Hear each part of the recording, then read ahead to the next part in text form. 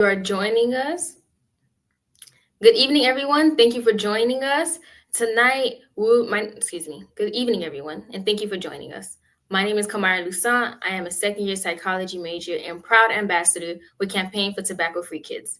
And thank you for joining us for this evening for this important conversation titled "Unmasking the Appeal: A Conversation on Youth Vaping and History." Tonight, we'll explore how vaping is marketed to the youth, its psychological impacts, its links to adverse childhood experiences. As an ambassador, it is my goal to shed light and to be an open ear and guide. At Campaign for Tobacco-Free Kids, we are all about educating and pushing forward policy change to make sure that big tobacco is no longer able to place their hands and manipulate the truths in society to fall into their willpower and increasing their revenue. To everyone joining us from across the country, states, cities, and globe, thank you. I ask that you listen with both an open mind, open heart. That our youth and those listening, those who this message may resonate with, or those simply hoping to educate themselves, know that they deserve a future that is free from addiction and a future that is free from the future that is full of deciding and actions. This conversation will be a beautiful one, a great one that we truly all get to experience as a community. So I encourage you throughout to ask questions, to ponder, to question, to do research more of all. That is the biggest thing you can do is educate yourself. And that this evening's discussion will be an opening door. So now I would like to introduce Nakaya, who is an amazing fellow ambassador at Campaign for Tobacco-Free Kids, to open us up with a history. Good evening, everyone.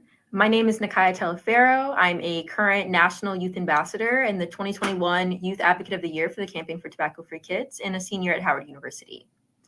For centuries, big tobacco has had a strong presence throughout the U.S. It was only 25 years ago that smoking was allowed in public spaces or on board airplanes. Since then, our country has made enormous strides to reduce smoking rates, such as the Tobacco Control Act signed in 2009 by then President Obama, which allows the FDA to regulate the tobacco industry. Despite these efforts, tobacco use is still the leading cause of preventable death in the United States and kills more than 490,000 people annually. While most users no longer smoke traditional cigarettes, electronic cigarettes replaced it in popularity, marketing its over 7,000 e-cigarette flavors, massive doses of nicotine comparable to 2 packs of cigarettes, and products allowing for users to play games like Pac-Man and Tetris. And it's not just anyone they market to. Big tobacco disproportionately targets youth, Black, Pacific, and Native Americans, and the LGBTQ+ community by spending over $1 million every hour on marketing, which equates to $8.1 billion a year. That's why it's so important for youth and advocates across the country to support the adoption and implementation of proven measures to reduce tobacco use and its deadly consequences. Back to you, Kamirah. Thank you, Nakaya. And I just wanted to ask you, being a youth advocate and a young ambassador, how did you get involved in this mission? What has driven you to taking a step forward? Yeah, I had the honor of getting involved in the Hawaii Public Health Institute Youth Council during my time in high school. And something that was presented to me really early on is that tobacco control isn't just a public health issue, but it's a social justice issue, especially given the fact that big tobacco is disproportionately to targeting a community of mine, and specifically also Native Hawaiians are disproportionately targeted, and Polynesians, and that was something that was really close to home living on Oahu. I knew that it was a kind of a topic and campaign that I really wanted to get involved to, not just for my own community, but for the health and longevity of communities across the world. Thank you, Nakaya. I completely agree with you. That's the story of how I got into my ambassador work, realizing that tobacco was targeting these marginalized groups. My grandmother, who was the oldest of all her siblings and never received formal education, used tobacco products to de-stress, to cope with things. And that's what they sell these groups and these marginalized groups. They're like, hey, this is going to help you. This is going to bring you comfort, rather than pushing you to positive coping mechanisms. And then the sad truth is, often people are then looked to do reflective thinking. So thank you so much for everything you have done. It's been amazing, amazing having you, and we hope to welcome you back for further questions later on.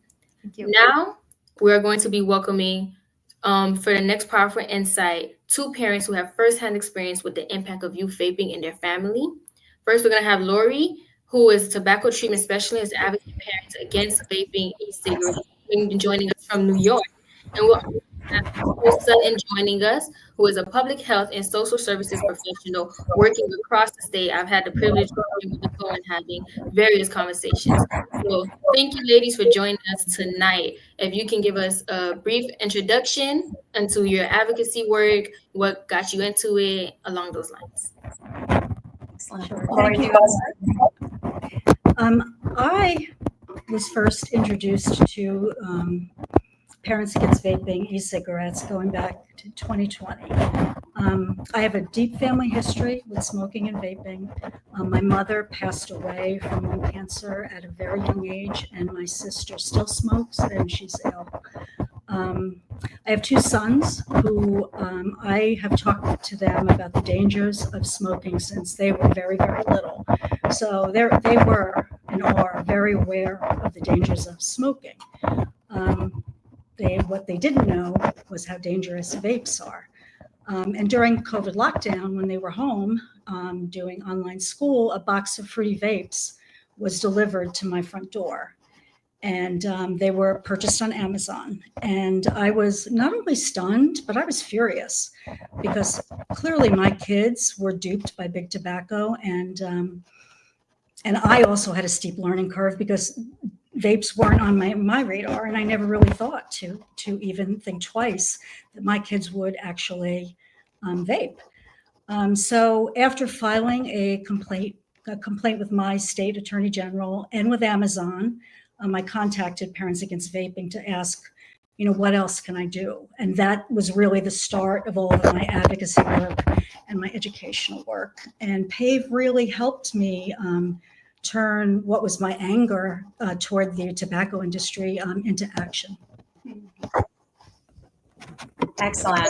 That's so nice to meet you, Lori. So I'm Nicole.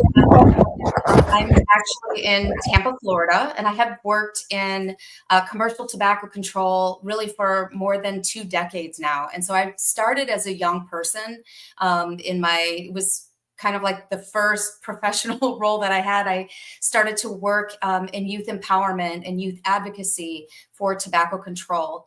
And I had worked in health justice, but hadn't really worked in tobacco work specifically. And so when I found out really what the tobacco companies were up to and what they've been doing, and actually I myself as a young person had been a smoker, I was just very moved to get more involved and really to see this through a social justice lens and through really a human rights perspective. And so for many, many years, I worked in policy development and community organizing with young people from 13 to 25 years old who really took the lead in passing critical policies at all different levels, from the local to the national levels. And so that's really where I started. And over the years, I've sort of never stopped. They always say, like, once you start doing this work, once you see what's happening, it's impossible to see it, to not see it anymore, or you can't not recognize it. And so I've really watched us be super successful in addressing youth and young adult smoking. And now we're really moving into this area of, like, what do we do about all these emerging nicotine products, including vaping products and the nicotine pouches. So over these last few years, I've really kind of switched into a role where I'm working exclusively with college students, 18 to 24 years old, in really doing research to understand better what needs to happen. And so that's where I am. And I also am a parent of a 9-year-old, and, I'm constantly on the lookout for how he might be getting marketed to by the tobacco companies.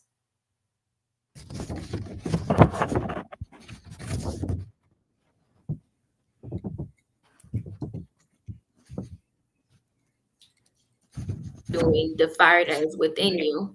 Yeah, the fire that is within you. My question, at least the first question would be, Lori, for you, how did you have this conversation with your children? How do you have these conversations with fellow parents?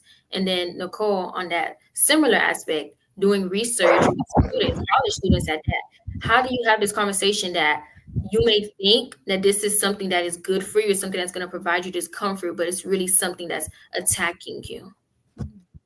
Lori, would you like to? Sure, sure. I mean, I started off telling my children, and plus other kids that I talked to, that first off, this isn't their fault, and they shouldn't feel ashamed or embarrassed, because the number of kids that I've talked to, most of them, if not all of them, have told me that they really feel stupid because they can't quit, and more than 50% of them say that they wish they could quit and they would like to try. And then I take them through it and I tell them that the tobacco industry has a very long history of targeting young people. In fact, they're still using the same playbook that they used to addict my parents' generation. And then I also tell them to watch out for social media, whatever the tobacco companies tell them on social media, which of course is under the radar for parents, that they should actually know that the opposite is almost always true. And that the tobacco companies, all they're trying to do is hook a new generation of customers solely so that they can stay in business. And then as a tobacco treatment specialist, when I work with children, I will work with teens, I use a technique that's called motivational interviewing, and it's based on giving no advice. And it's based on asking a lot of questions and empowering the teens so that they can determine, and it's in a non-judgmental way, that it's a way of talking with people about change and growth, to really strengthen their own commitment and their own motivation to change. Excellent. Thank you, Lori. Sure. So, Kamirah, I think I'm going to answer your question a little differently to what you asked me. For me, I really feel, and what I know, right, is that, many young people don't always want to hear it from us, from adult people like me, a parent kind of person coming in there, trying to tell them what's good and what's not and healthy. And, it's really about engaging peers, their peer group, to be aware of the issues and to do that, to speak to that. And so I will tell you, we have spent the last almost 2 years now really trying to listen to young people who are using vape and nicotine products, as well as smoking cigarettes. Because I do think that we have this idea that like cigarette smoking has gone away, but kind of what we see happening, kind of coming through in our research, which mirrors other research that's being done by, others in other parts of the country, is that it really is kind of vaping for this next generation. They're starting in high school. And so by the time they get to college, they begin to transition to dual usership. And so that's what we see with, they start with vaping, and then we hear them talking about switching to cigarettes, because cigarettes are in some instances cheaper. So they want the nicotine, right? So we do a lot of listening to them, and then being able to take that information and build messaging that ultimately will be delivered by their peers. And one other thing I want to say is that we have heard, it has come through loud and clear from the research that we've done, that young people want the messaging from other young people. And we've heard that. And that is not only like the preventive messaging. I also think because we have this idea that by the time they get to college, that they don't need messaging anymore about prevention.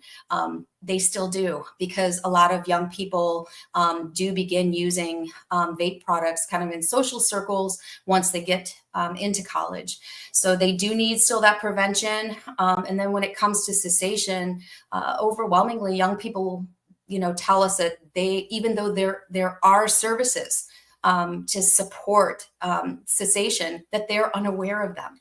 And we know that those services exist, but somehow, we need to create tailored messaging and tailored ways to reach young people, that these services exist, and then also make sure that the services meet the unique needs of young people. So, just kind of bringing it back to what you asked me, it's really not me that's telling. I do a lot of listening and then helping to translate what people share with us into meaningful communication that young people share back.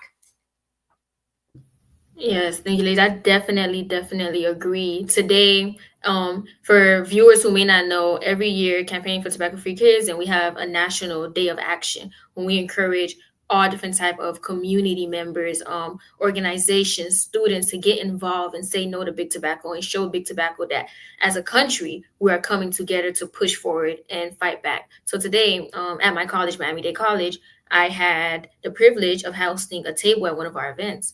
And I had a conversation with an individual, an older male, and he said, "What do you mean vaping is bad? It's not bad. It tastes good. I used to do cigarettes. I quit. I made the improvement."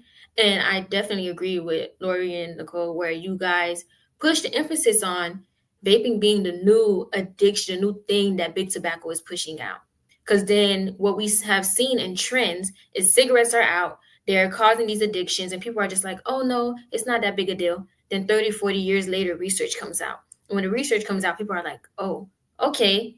And now you have vapes, and people are like, well, it doesn't feel as harsh. My clothes don't smell. People can't smell it on my breath. So it must be a great thing. And these are the tactics that they are using.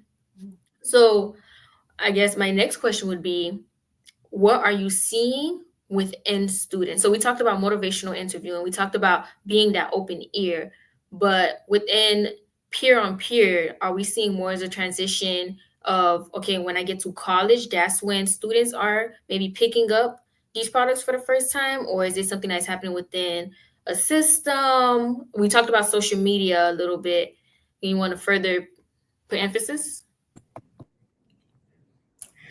Yes. I'm seeing the children that I talk to, that they're starting very, very young. They're starting in middle school. Some are actually starting late elementary school, and they're usually introduced to it by older siblings who have already vaped, and they have a misconception that vaping will help with lower their anxiety. And then when I explain to the children that it actually does the opposite, and it's just kind of a vicious cycle, you kind of see the little light bulbs go off. So that's, and then I'm just going to speak from my own experience. My older son is now in college. He did vape when he was in 9th grade, and thankfully he was able to quit, and it wasn't easy, but he was able to quit.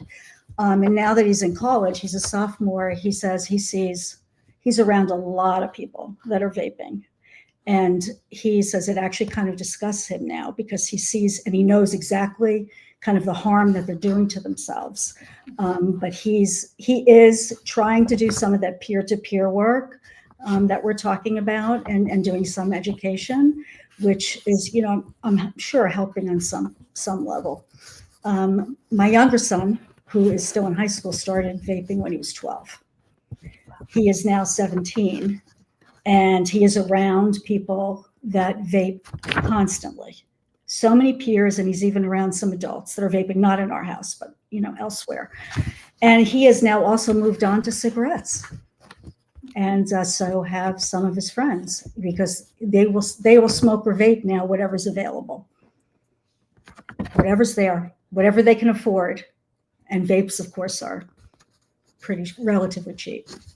Yeah, we are definitely seeing, as Nicole said earlier, that dual happening, but also the idea of it's only just a vape, it's only just a cigarette, but then not having those proper coping mechanisms then leads into other segues, and we don't want to think of what else it can also further become. Thank you for sharing so much, Lori. Nicole, would you like to add? Yeah, absolutely. So I just want to echo what Lori said, that we see in the research is young people talking about stress, and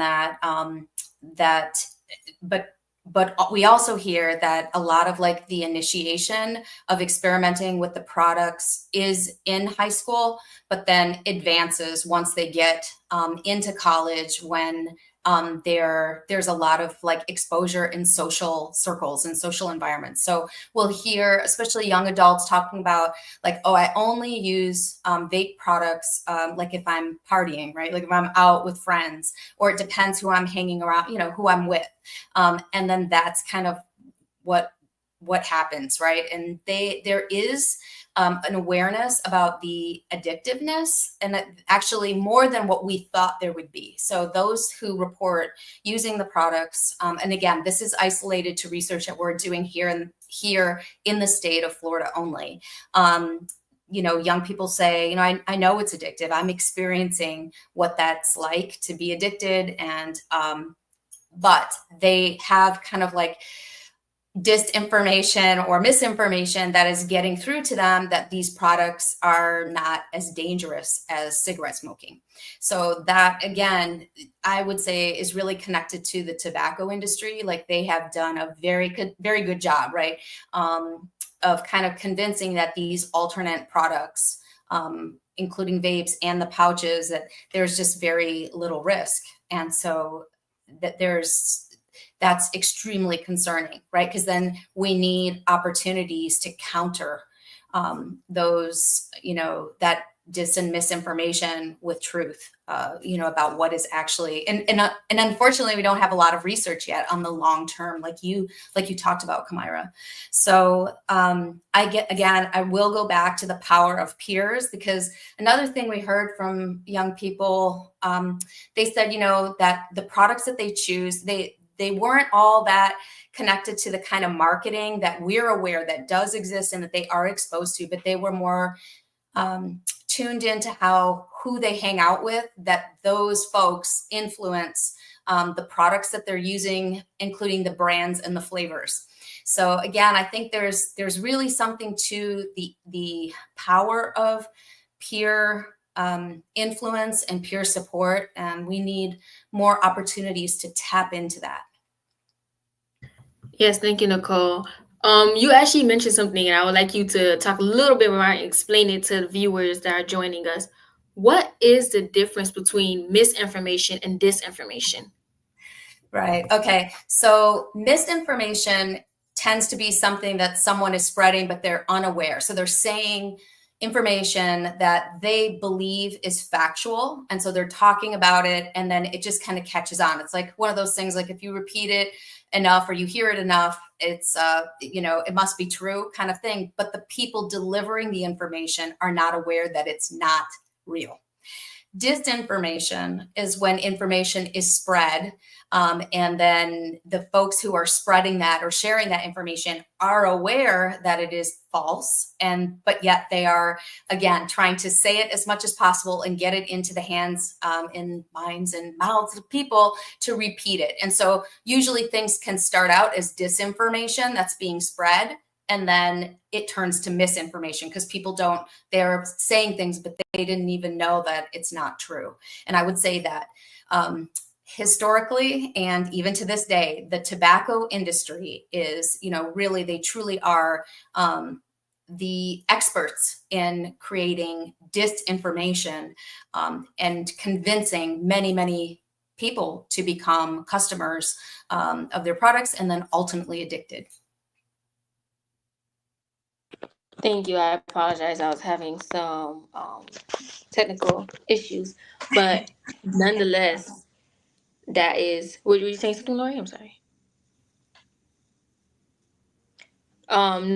Nonetheless,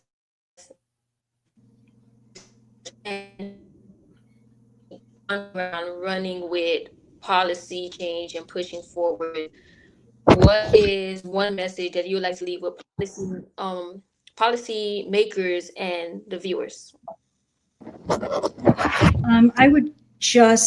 I have actually done a fair amount of advocacy at the local, state, and federal levels for a variety of different things. I would just encourage adults, kids, school administrators to all get involved and to start advocating and call your representatives at all of these levels and start asking for to remove the flavors off the shelves. because in fact, these flavors are illegal. So why are they still on the shelves? The problem is that there's also a problem with enforcement. We need to close the loopholes in enforcement so that retailers will not feel empowered to still put illegal products on the shelves. Menthol. Menthol is a flavor, but it's the only flavor right now that has not been banned. And why is that? Because menthol is also yet another flavor that is hooking our kids. And you'll see it on the vapes, all the different cute little names. And menthol is typically iced. You'll see iced on the packaging. And it's a very, very dangerous chemical because what it does is it anesthetizes the throat. So when the children are vaping, they don't feel that harshness that they would feel if they were smoking an unmentholated cigarette. And so what happens is the chemicals go deeper and deeper into their lungs. And there has been some talk about, a menthol ban at the federal level and also at the local and state levels, but it has happened in certain localities, but it certainly needs to happen, really across the country. So I would just encourage everyone to get involved and to call their representatives. Thank you, Lori. Nicole? Yes, and I agree with everything that Lori said, and just want to kind of just add two more pieces to that. So we hear repeatedly from young people that the products are extremely accessible, and we have people who are under 21 purchasing products, and so enforcement of existing laws is very important. And then also we hear about the ease of being able to use vape and nicotine pouches, because we've done such a good job with smoke-free laws, right? And tobacco-free spaces and that. So overwhelmingly, we heard from young people that even though their campus is smoke-free or tobacco-free, that a lot of the products that are out there, like including vape, right, and the pouches, they didn't really associate them with being tobacco or smoke products. And so I think that we, like administrators of spaces on college campuses, school spaces, all areas where there's any kind of rules. I think we have to really be intentional about language because we're also educating people with policy. So it's making sure that when we say that this is a smoke-free space or a tobacco-free space, and I mean that for commercial tobacco use, that we are making sure that it specifically says vaping, vaping free space or, no nicotine products here. I think we just take it for granted that young people know that history and they know they don't, but they don't. And so to really enforce the rules is important, but also to use those opportunities to educate is critical. I definitely agree. Thank you so much, Lori and Nicole, for sharing your stories and insights with us. You guys are amazing. We're going to thank you. We're going to invite you back up later on for some more questions that anyone within the live may have. But thank you once again for joining us. Thank you. So, as you had the opportunity to hear Lori and Nicole speak about addiction, is a struggle. It is something that has a hold on people, and it is not as simple as waking up and saying that it will no longer have a hold. It is an everyday action that takes to break. Addiction is defined as a condition of being dependent on a substance or behavior. No one chooses to become an addict or chooses to be dependent on a substance. But it is important to note that Big Tobacco designs its products intentionally, full knowing what addiction is and that they are pushing this, and it will be an outcome for people who use their products. So as we heard from Lori and Nicole, and as Nakai has joined us earlier to give us oversight, change doesn't happen overnight. It takes a community and it takes a collective effort. And the effort is being led on the ground, as Nicole mentioned earlier, as Lori mentioned earlier. So I'd now like to introduce two great friends of mine, Marcos Lopez and Josie Shapiro. And they're going to offer us the insight of the misconception, what we think it looks like to be in an environment where people are using these products. They're both ambassadors in their respective fields, and they're going to introduce themselves. So, Josie, if I can get you to introduce yourself first, and then we'll follow up Marcos. Hello, I'm Josephine Shapiro, and I've been a ambassador with Tobacco Free Kids since my junior year of high school. I am now a freshman at George Washington University, and I joined the fight for big tobacco because I've been addicted to nicotine since I was 14 years old, and I've watched the firsthand experience of big tobacco's marketing efforts towards children, and I've also seen it impact my peers and my community in horrible ways. I previously testified in front of the Senate Judiciary Committee, advocating for the ban of all flavored tobacco products. I have been fighting my addiction, and I will continue to fight this fight as well because I'm protecting the youth of tomorrow. Thank you, Josie. Marcos? Oh, Marcos, we can't hear you. Yes. No, not. Sorry. Can you hear me now? Yes, there we go. Awesome. I'm also having technical difficulties. But thank you for that introduction. And Josie, thank you for that introduction as well. So my name is Marcos Lopez. I am a 5-year Marine Corps veteran. Now I am in the Institute of Civic Engagement and Democracy here at Miami-Dade College, North Campus in South Florida. I've had a few addictions in my life, mainly because of the Marine Corps side of it. But I was exposed to these sort of things when I was younger, and it sort of was that leeway, kind of that gateway when it was better introduced to me, and I was more up to it when the stresses came in the Marine Corps. Things like, like Lori said, it was nicotine in the form of Zen pouches, chew, dip, cigarettes. I've had a few. I'm just recently, I would say, about 2 years sober now, and I'm grateful for this opportunity to spread the word and how I did it. Congratulations to both of you guys on this continuous fight, and thank you for being vulnerable and taking the time to join us. So, I would like to ask you guys, what motivated you to join this conversation today? We mentioned the idea of protecting the youth, but what was that turning point for you when you realized that, hey, I want to give up this feeling and I want to then make sure that no one else feels like this, or no one else may feel, what you have experienced? Josie, would you like to go first? Yeah, sure. So I was in like the thick of my addiction around the summer before my junior year, and I went to my mom and I said, hey, like, I've been fighting this addiction. I don't want to be addicted to this thing anymore. It was consuming my life. It was affecting my relationships with people. It was the only thing that I thought about when I woke up in the morning. And I got to a point where I was so upset because I was looking towards my future and I was looking towards all the things that I wanted to accomplish in my life. And I was furious with the fact that a small device that I could put in my pocket had an effect on the ways that I spent my minutes, my hours, what I was thinking about, why I was thinking about.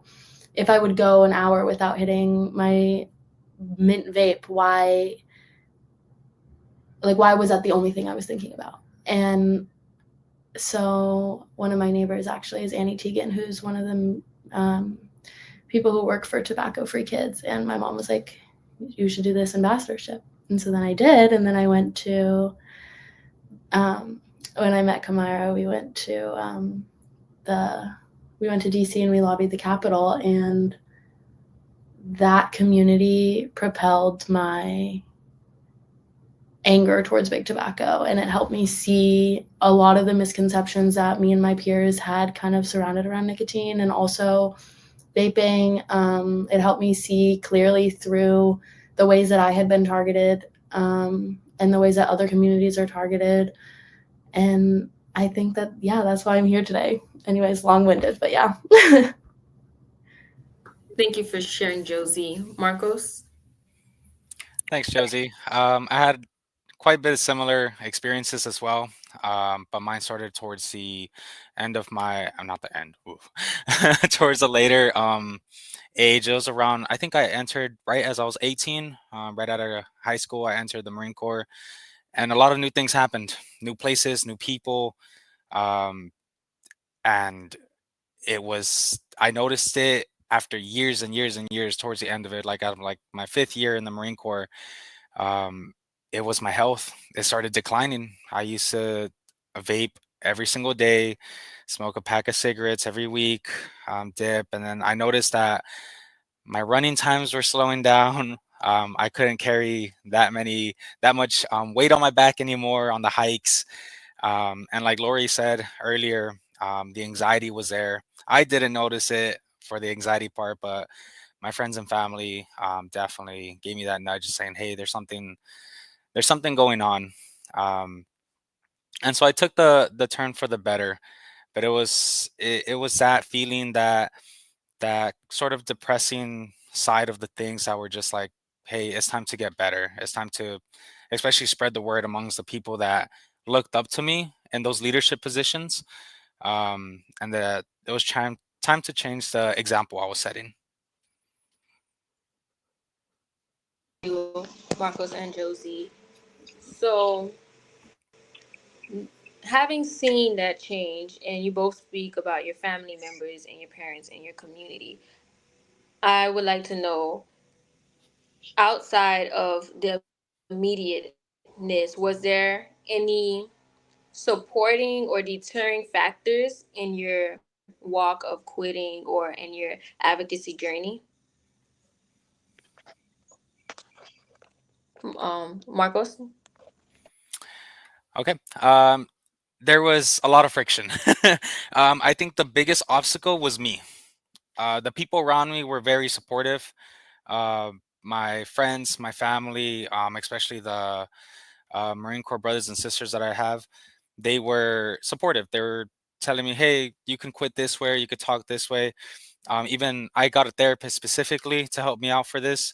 Um, but the biggest friction point was myself, because I thought, "Hey, I am 18, 19, 20s, in my 20s. I'm a grown person, you know. I could make my own decisions. This doesn't affect me. This is I could quit anytime." It's those sort of things. It didn't really affect me. That was my way of thinking, and I think it was the social media part of it, or just the fact that I saw it in my youth, and I saw people use it and they were okay, um, which they weren't. It's a very slow burn.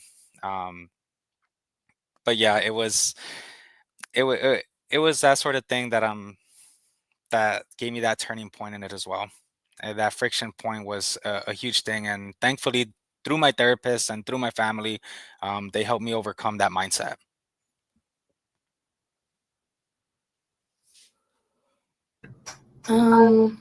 Yeah, I'm gonna be honest, like, ever since like that junior year, that turning point where I was like, I'm fed up, the community that I surrounded myself with, and through the transition from high school to college, I feel myself falling into a trap of finding the perfect moment to quit. And there's been times where I will quit for months at a time. And then something will happen.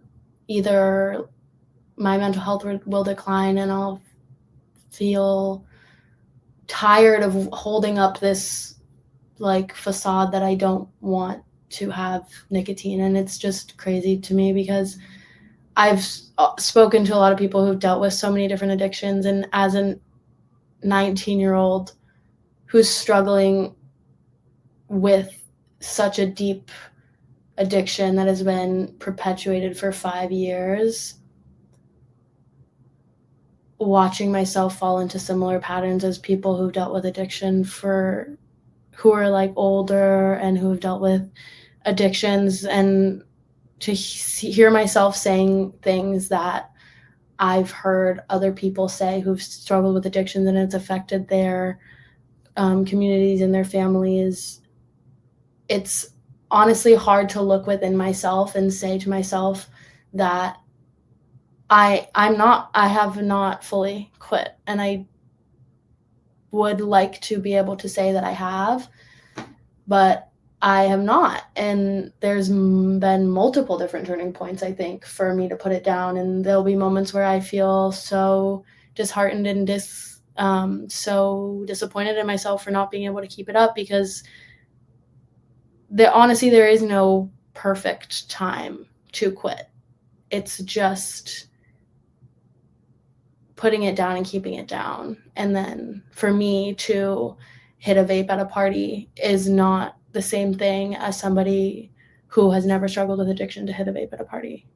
And I think that honestly,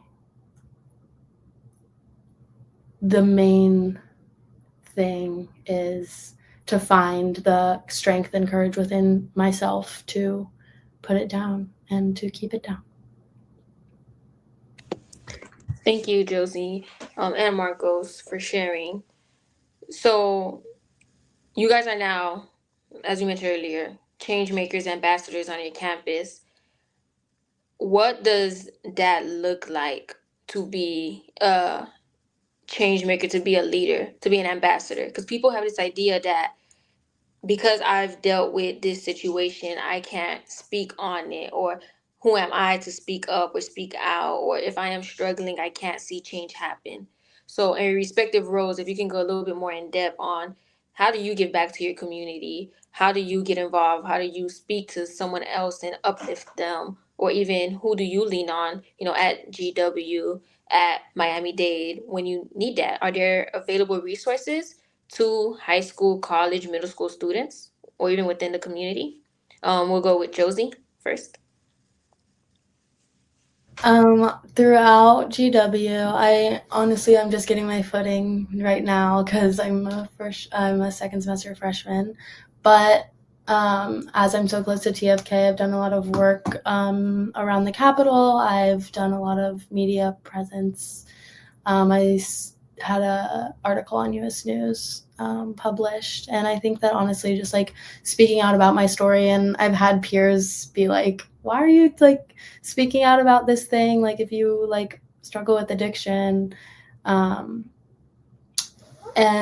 I tell them that it's because I'm protecting the youth of tomorrow. And even with the fact that I am addicted to nicotine doesn't take away the fact that I have been targeted by a organization that wants to profit off of me and my peers and see us as pieces in a game. And I think that at the end of the day, that rage is still there, even if I do struggle with it.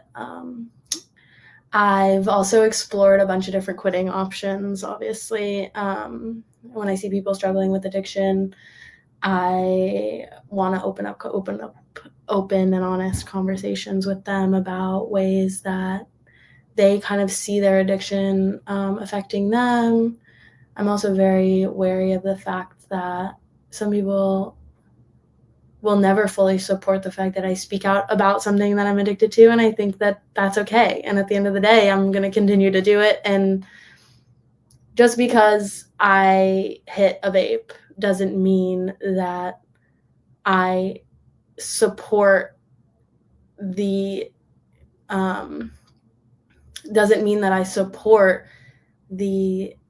claims behind these big tobacco companies and those selling of flavored tobacco products.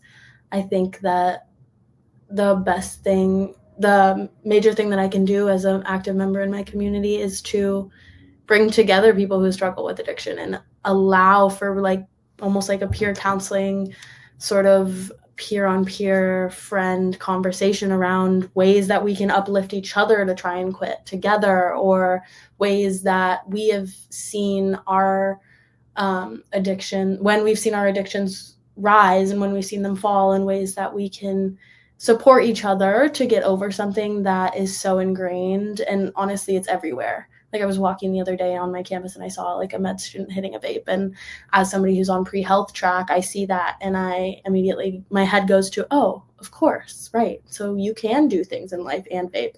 And then I go, wait, wait a second. This is what they want. This is what they want. Yeah, no, definitely that constant action.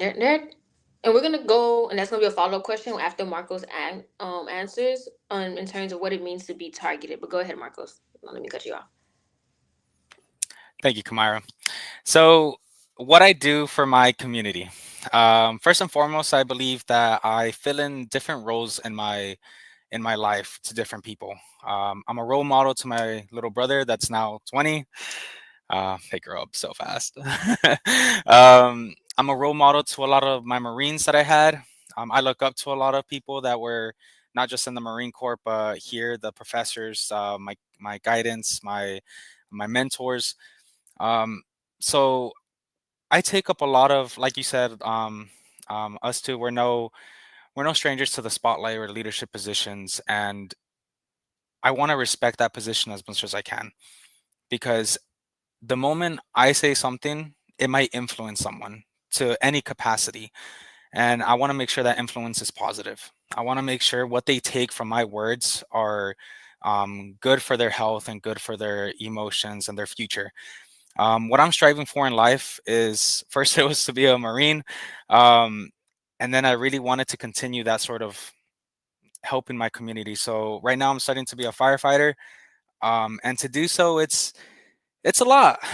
It's a lot of studying. It's a lot of getting to know your body, physically and mentally.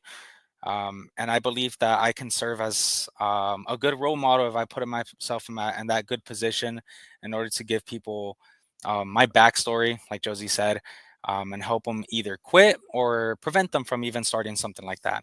Another way I'm doing that is through the institution I'm in, the Institution for Civic Engagement and Democracy. We give the here people in MDC, Miami-Dade College North Campus, we give the students here opportunities to volunteer and to get out of their comfort zone and help their community.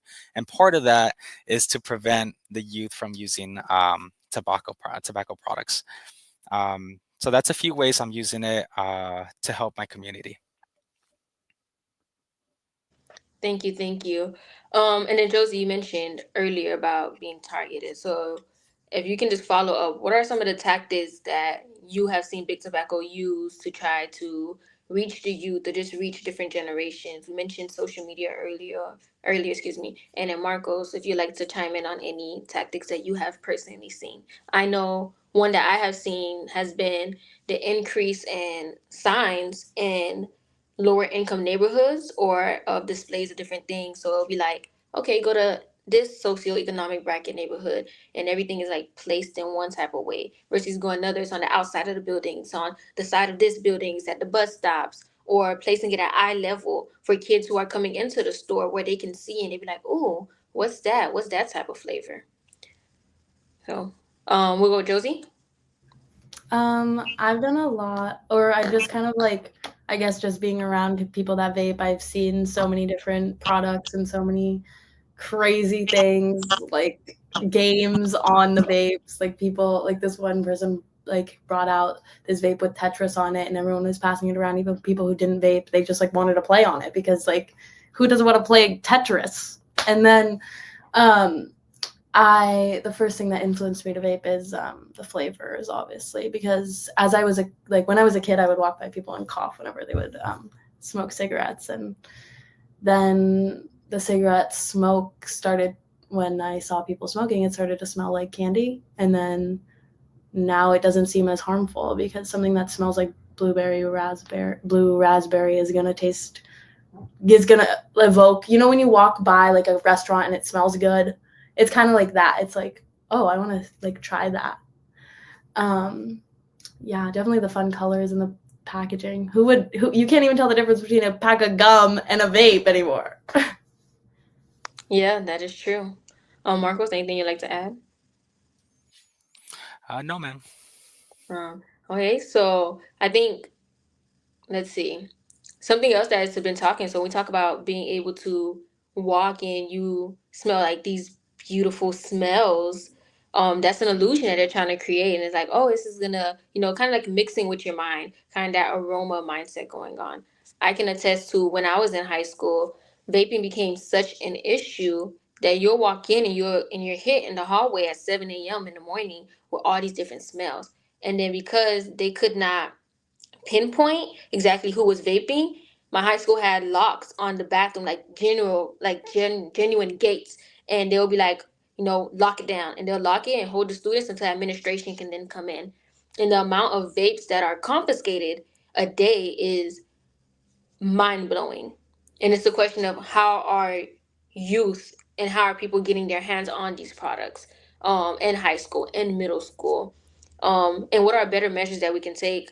I don't know about other states, but I know in Miami-Dade County public school, if you are caught with a vape or any substance of that sort, you can be suspended and or expelled from your institution. So it's that conversation of this person who just needed comfort, this person who maybe peer pressure, this person who just wanted to try something, then got addicted and now is being expelled and sent to this alternative school, or being marked, or what's the word I'm looking for? Framed as just this label. They're being labeled, there we go, as this person when that's not who they are. And big tobacco truly works actively to just make someone a number. So thank you guys so much. I want to ask if you have any final comments to say to the viewers before we welcome everyone back on. Yeah, definitely. I'll go first. Just two things real quick. Now that I think about it, when you mentioned something that could help people that are struggling, the biggest thing that helped me was therapy. Uh, I think making it more not just accessible, but more like accepting that taking therapy isn't such a bad idea. Um, Resources like that, if you go to those resources, they will not shame you, they will not look down upon you, and they will not use it against you. We need to be more positive about these resources. That way, we're not too afraid about using them. Because I was, when the first time I took a therapist and she asked me, "Is like, so you have any addictions?" I'm like, "I'm not telling you. You're gonna make fun of me. You're gonna look down on me." But with some perseverance and she pushed through, and she was able to help me out through that. And I think that's something, that's one of the strategies that you could put in your bucket to use for the future. Thank you, Marcos and Josie. Now I'm going to invite everyone who has the opportunity to join us and speak to join for some final questioning. If we have any questions coming in from the comment section, please feel free to drop them in the comment section. But I am going to open up the first question, and please, whoever feels um, moved to answer it, please feel free to do so. So the first question is, what is your vision for a tobacco free generation? And what concrete steps do you believe are necessary to achieve it?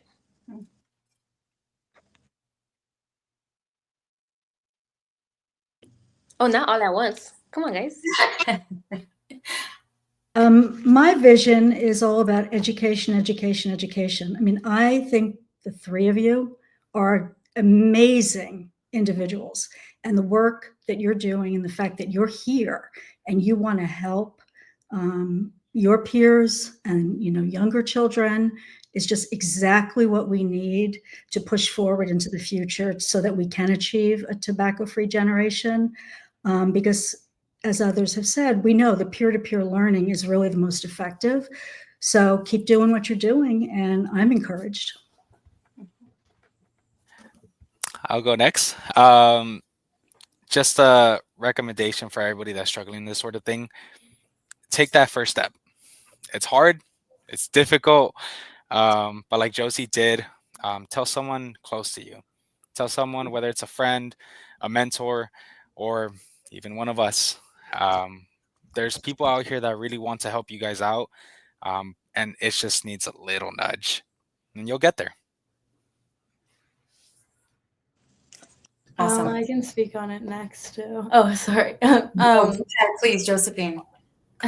I think just open and honest conversation within your own communities, and conversations like this, even, they're so impactful in so many ways. And in this like new generation where everything is so mainstream, I think speaking out on social media and regaining your power in situations where you feel like powerless and you feel like a vape is in control, or these big companies are in control, you have a voice. And at the end of the day, sharing that voice with people that you love and sharing that voice with like the media or your will really make a difference, I think.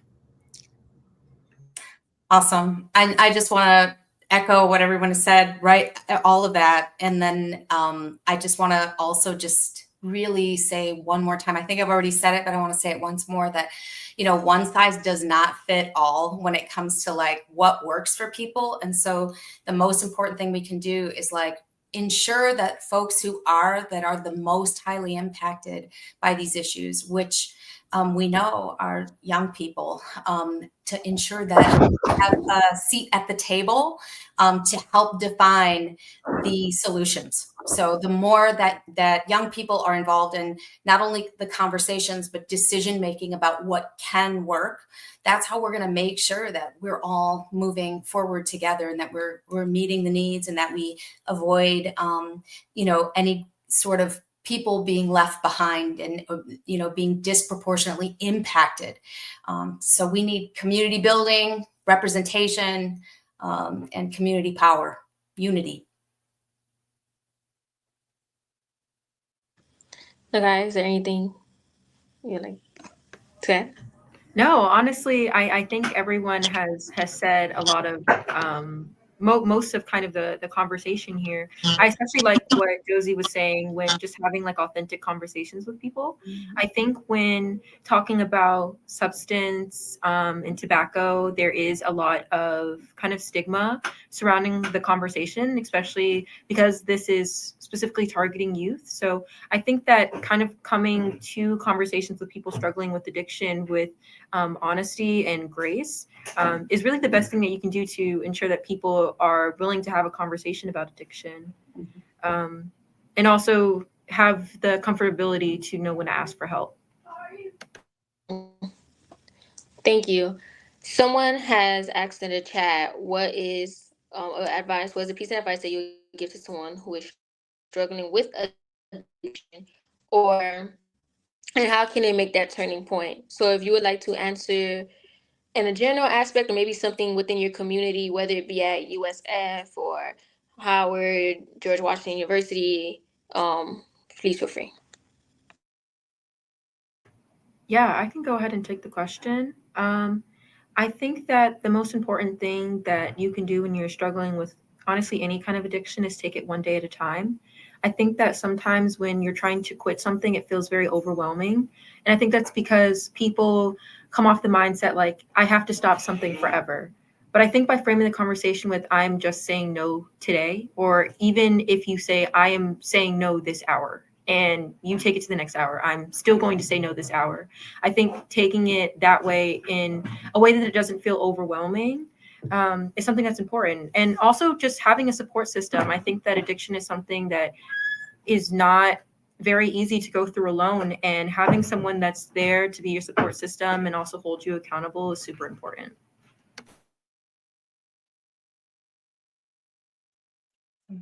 Definitely.